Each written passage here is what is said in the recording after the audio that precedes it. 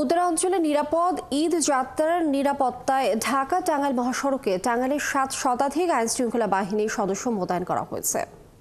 ঢাকা টাঙ্গাইল যমুনা সেতু মহাসড়কে যানবাহনের চাপ বাড়তে শুরু করেছে।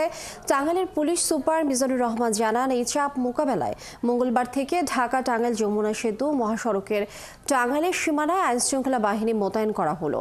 এই সময় মহাসড়কের উত্তরবঙ্গের প্রবেশদ্বার এলেঙ্গা থেকে যমুনা সেতুর পূর্ব পাড় গোল চক্কর পর্যন্ত মহাসড়ককে তিনি পরিদর্শন করেন। তিনি বলেন, সড়কের যানজট এবং শৃঙ্খলা রক্ষায় তারা সতর্ক আছে। তারপরও আমরা সকল বিষয়কে মাথায় রেখে এই ঈদ যাত্রাকে কিভাবে আরো একটু মানুষের স্বস্তিদায়ক পরিবেশে করা যায় সেই লক্ষ্যে আমাদের টাঙ্গাইল জেলা পুলিশের সর্বোচ্চ পর্যায়ের সকল ফোর্স এবং আমি নিজে এই ডিপ্লয়মেন্ট প্ল্যান্টের সাথে সরাসরি জড়িত থেকে মানুষদের ঘরমুখী মানুষদেরকে কিভাবে স্বস্তিদায়ক পরিবেশে তাদের ঈদ যাত্রাকে আমরা যাতে স্বাচ্ছন্দ্যভাবে নিয়ে যেতে পারি সেজন্য আমাদের সকল প্রচেষ্টা থাকবে।